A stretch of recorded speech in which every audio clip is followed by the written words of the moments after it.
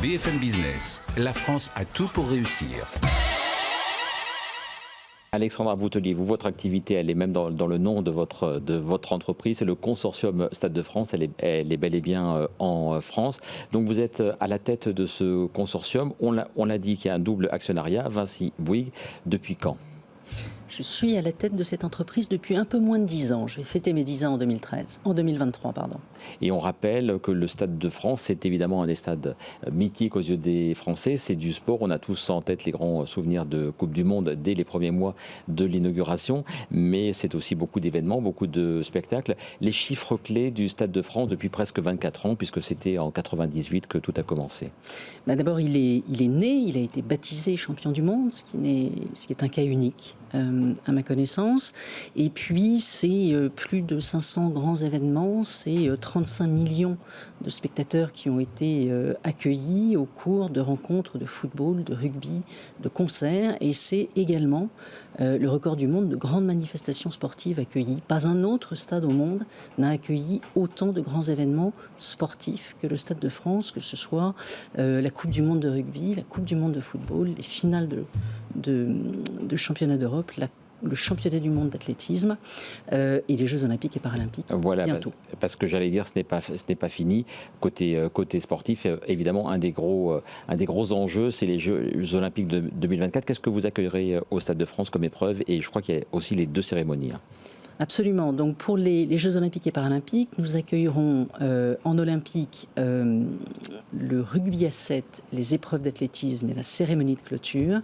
Et pour les Jeux paralympiques, les épreuves d'athlétisme paralympique et la cérémonie de clôture.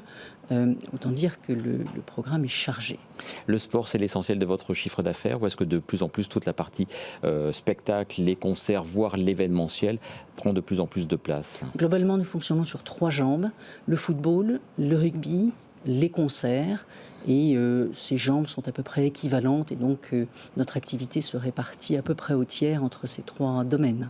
Le modèle économique, donc c'est l'État qui est propriétaire et vous en avez l'exploitation via une concession, c'est bien cela ? Absolument, nous en avons non seulement l'exploitation, mais nous avons également financé, conçu, construit et nous entretenons cette infrastructure qu'accessoirement nous exploitons.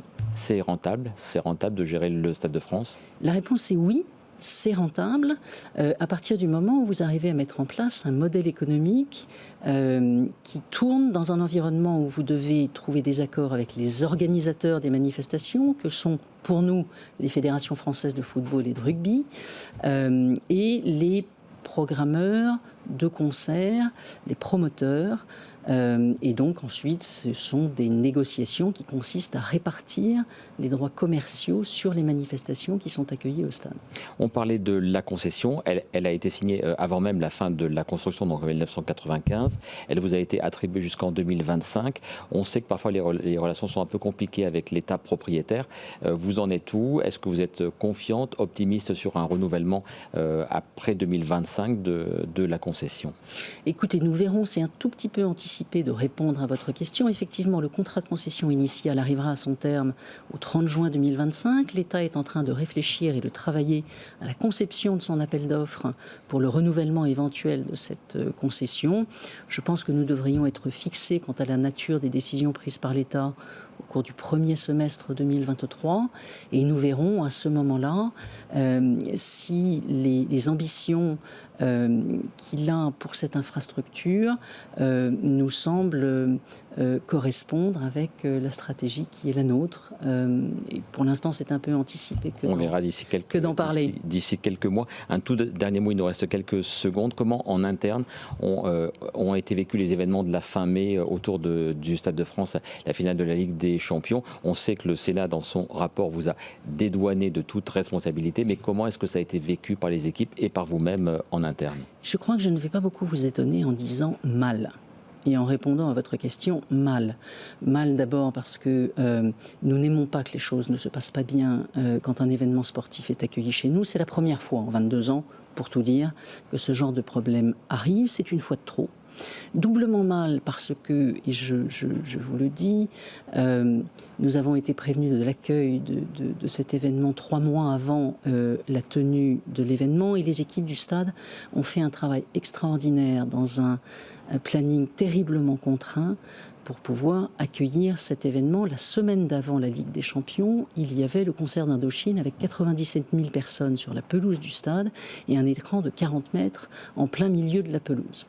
Et nous avons remis ce stade en configuration football une semaine après, avec une pelouse posée en 36 heures. Les équipes du stade ont fait un travail extraordinaire. Les choses se terminent comme vous le savez. C'est terriblement frustrant d'entendre quasiment chaque jour, finalement, le nom de notre nom associé à ces événements, alors que, effectivement, je crois que la mission qui nous était dévolue a été remarquablement accomplie. C'est comme ça.